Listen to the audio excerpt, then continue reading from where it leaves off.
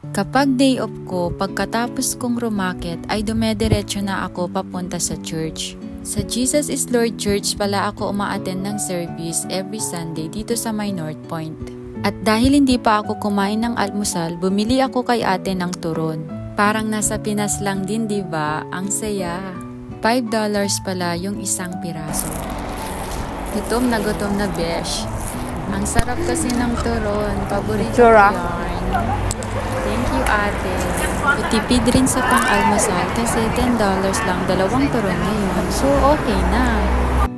So, dito po yung aming church, guys. Sa mga gusto pong pumunta at mag-attend ng Sunday service, punta lang po kayo dito sa may North Point, Exit A or Exit B, pwede po kayong lumabas.